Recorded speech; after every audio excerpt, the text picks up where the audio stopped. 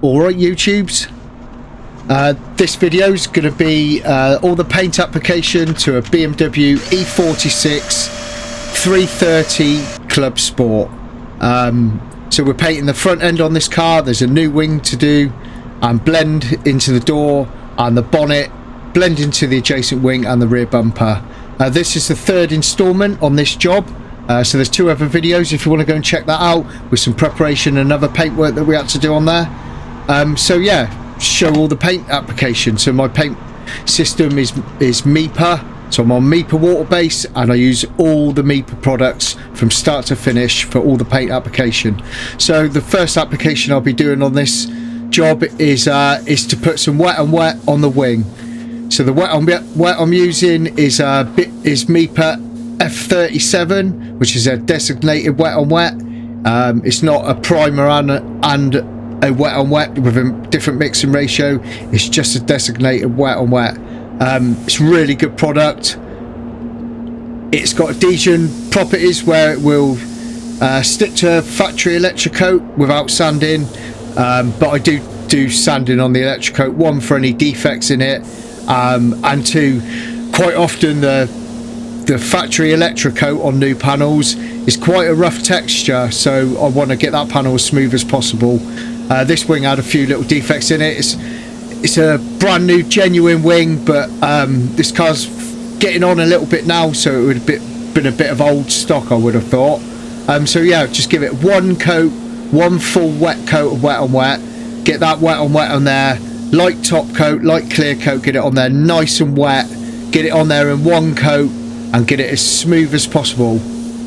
The gun I'm using is a Satajet 1500B RP version, and it's got a 1.4 setup, and I spray it at 2.2 bar just to try and atomize it a bit finer to get that wet on wet there, wet on there as smooth as possible.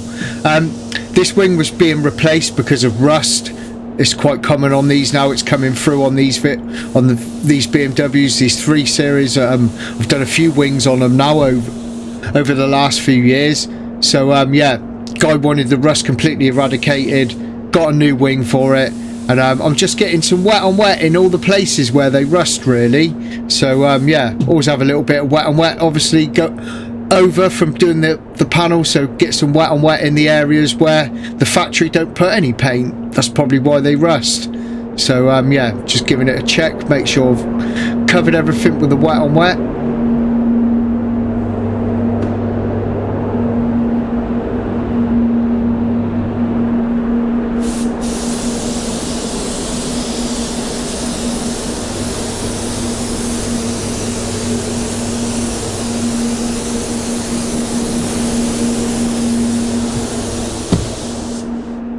So now on the front end, there's a few little breakthroughs here and there.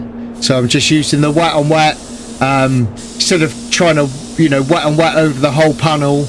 I've got blend areas on these panels to cater for. The top edge, top right hand corner of the bonnet, I need to be just losing the colour, my base coat, to keep it away from the top of the door, and obviously in that wing. So instead of putting a coat of wet on wet over the whole panel, I'm just using it and blowing it in just on the little breakthroughs, little bits of bare metal that have just broken through on the edges.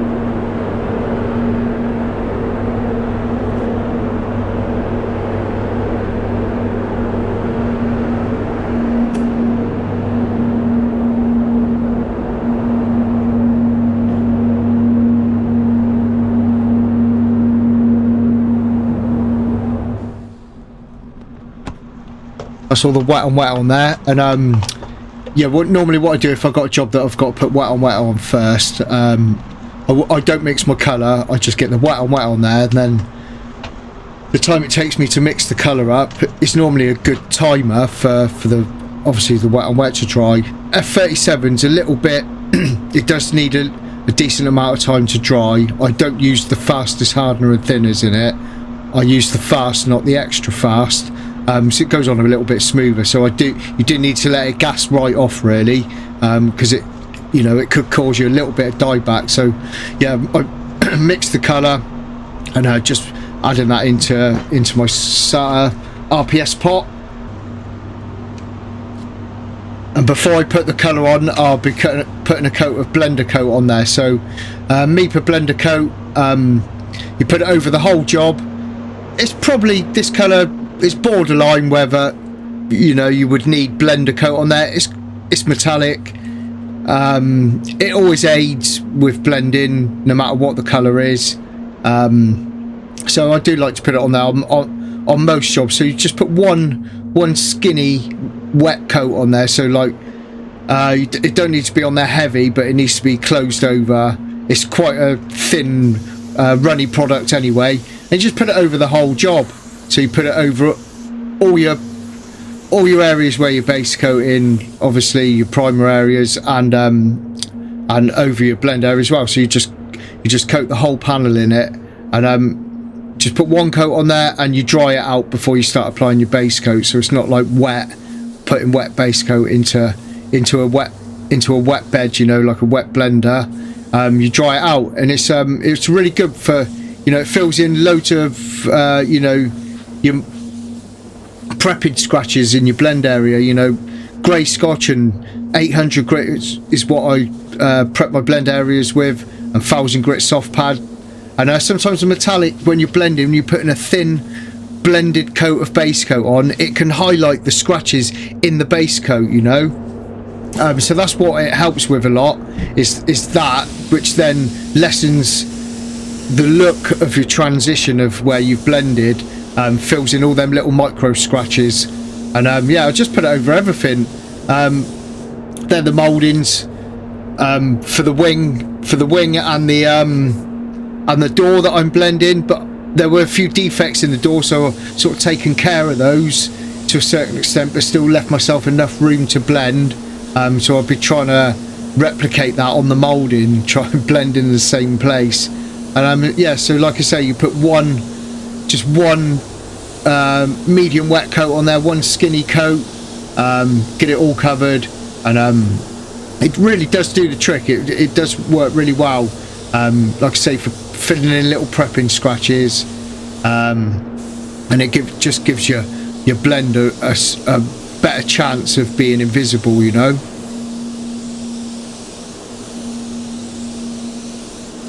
So the spray gun I'm putting this blender coat on with is my normal base coat gun, what I would be putting the base coat on with, and it's a Satajet X5500, and it's got a 1.2i setup, and it's HVLP version. And putting the blender coat on at 2 bar.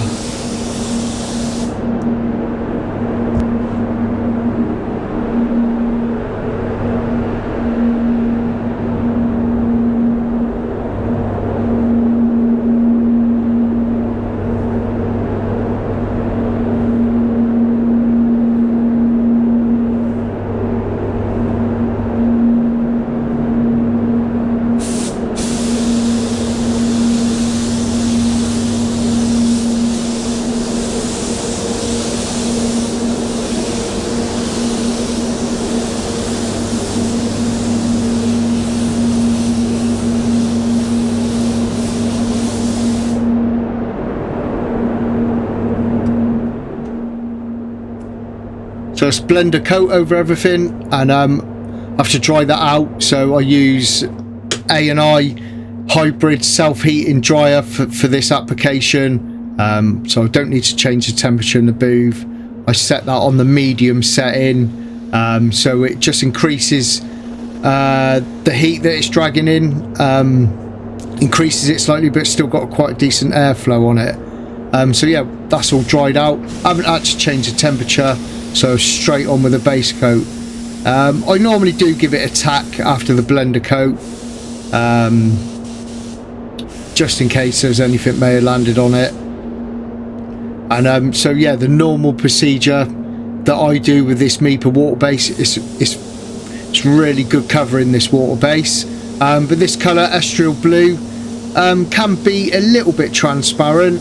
Some blues requires a darker shade primer on there, so I always make sure I get a decent dark primer on there.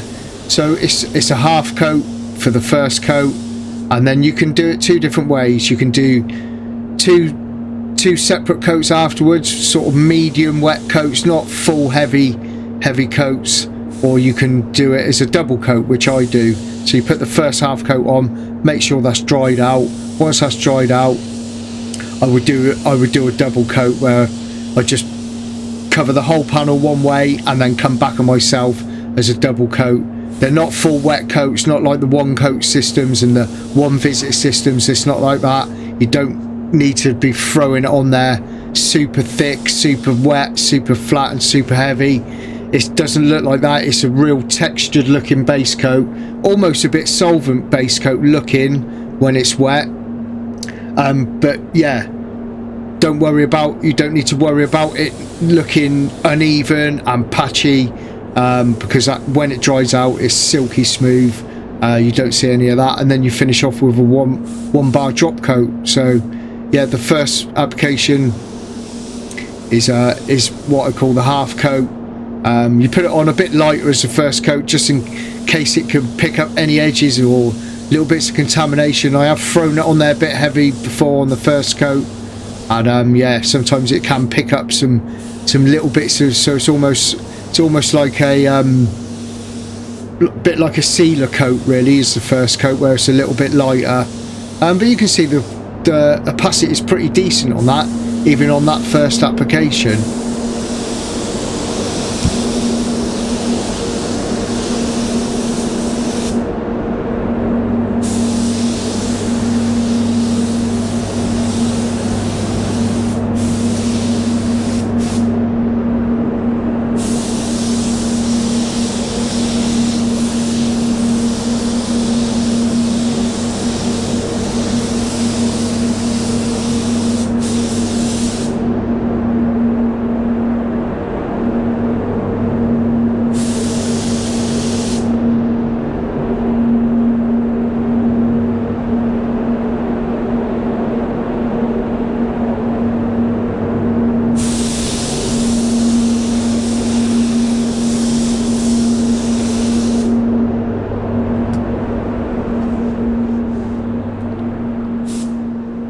So yeah, my boot's a little bit tight for space. If you're new to the channel, you probably wouldn't have seen, but yeah, I've got my spray booth's a little bit smaller than a standard size spray booth. So when I've got parts in there, it is a bit of a tight squeeze, and there's a fair amount of paint on this job, and I wanted to get it all in one go. So yeah, just doing a little bit of blending there, just at the top corner of that bonnet. I don't want to be putting too much colour right on the top edge of that wing, because it does meet the door. I did spectro this colour. There's a couple of variants on the system. I had a colour chip for the standard shade, and it looked pretty decent, but I'd done a spectro, took an image of it anyway, and it looked okay on the spectro, and I corrected it, and it said percentage wise it improved it. But if you haven't seen the other video, I've done a couple of blow-ins on this. Underside of the bonnet had a bit of a repair to do, and the sill, which I've done before painting all these panels, and I've mixed up the spectro version for those areas and done a spray out with it, and compared it to the colour chip that I had, which was a standard shade on the formula, and the colour chip looked better match actually. Sometimes the spectro can ruin the effect. It may get the shade better, but it can start taking metallic out, and this got a bit of pearl in it as well, so it took a bit of pearl and metallic out, and I don't think the effect looked quite right to me. So yeah, I went with the standard shade. and it was pretty decent. It looked good up against that door next to that wing, and yeah, the colour chips are pretty decent with Mipa. They're all sprayed with water base, so they're pretty accurate, and I've done comparisons as well with spray out cars that I've done and compared it to the corresponding colour chip, and pretty bang on, to be honest with you. So yeah, I went with that shade, went with the standard shade. So yeah, this is the double coat application. Started at the top, worked my way down, then come back on myself, and it's sort of coming back on myself. I'm a little bit light, a little bit further away. So yeah, don't have to get on there sopping wet, because you will have drying issues. But like I say, the coverage is pretty awesome on this paint. I really do like the coverage, and it is saving me a bit of paint, to be honest with you. But you can see that it looks quite textured, quite patchy, and it does when it's wet. I've learned to just completely ignore that, just to make sure I don't overload it. I was always inclined to be overloading it a bit to try and get the base coat to look a bit smoother and a bit more even when it was wet, and it was causing me drying issues, so I was applying too much. So I ignore that as long as I know I've gone over it with the right amount, the right amount of overlaps. I know that texture and that patchiness won't be there when it comes to clear coat. So yeah, I had to sort of get used to that a little bit, because other base coats, water base coats that I've used, last system I was on was Octrol, was my last system, and that goes on there pretty flat and pretty wet. You do plough that on quite wet. The coverage isn't that great with that Octrol neither, so he was inclined to put it on a bit wetter to get decent coverage. So yeah, took a little bit of getting used to this system, where yeah, just ignore it when it's wet really. Just make sure you have covered all your areas right, and it dries out silky smooth, and the drop coat, the effect coat at the end, eradicates all your any cloudiness and patchiness that might still be showing in the base coat.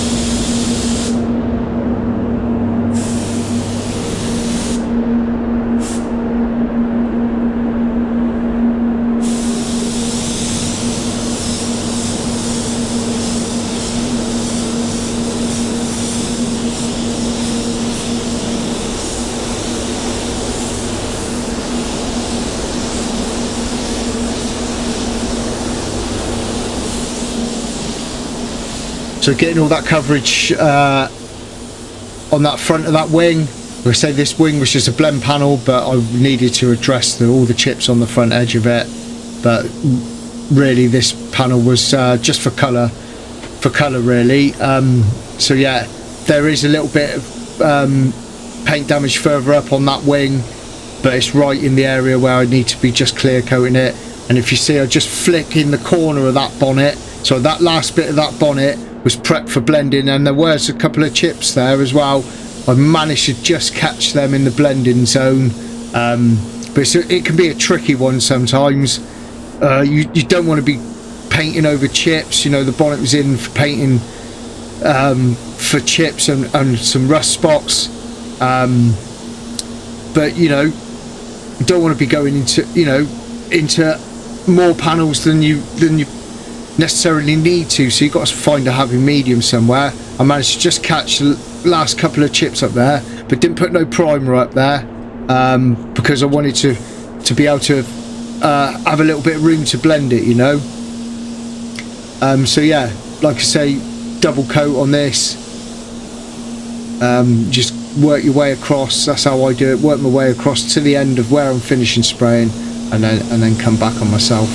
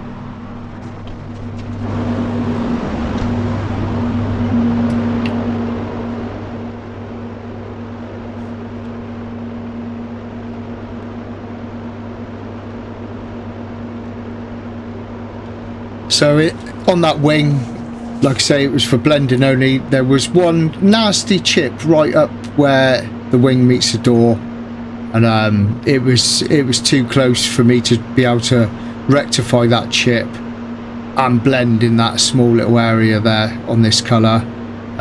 So as a goodwill gesture, and just to take your eye off of it, just dab a little bit of paint in that chip before I drop coat it and clear coat it.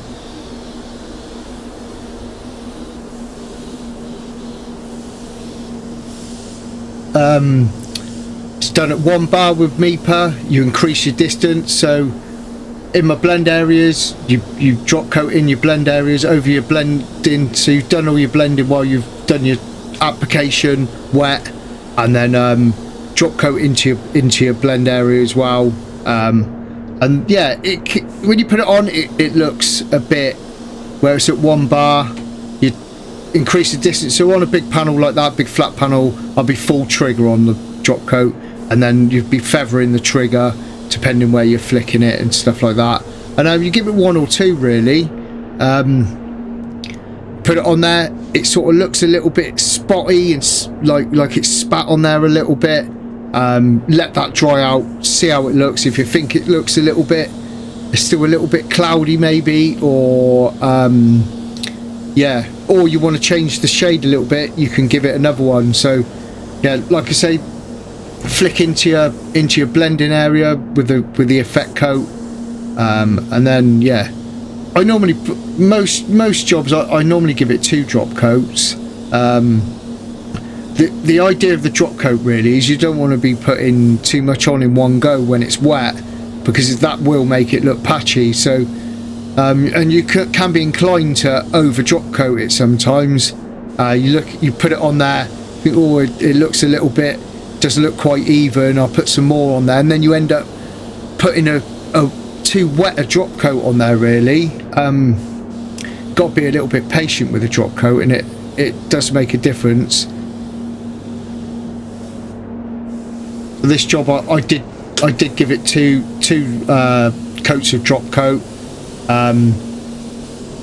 You want to let the first coat dry out before you're going to do a second one, and ideally not blow dry it, even though I did a little bit there. Yeah, if you can let it dry naturally is the best way. So yeah, that's all the drop coat done. Then I give it, once it's cooled down, so I put the booth on to 45 degrees for when I'm drying the double coat out, and then when it's cooled down, obviously the drop coat's at normal spraying temperature at 22-23 degrees, and yeah, let that dry naturally, give it a good tack off, and then yeah, time for the clear coat.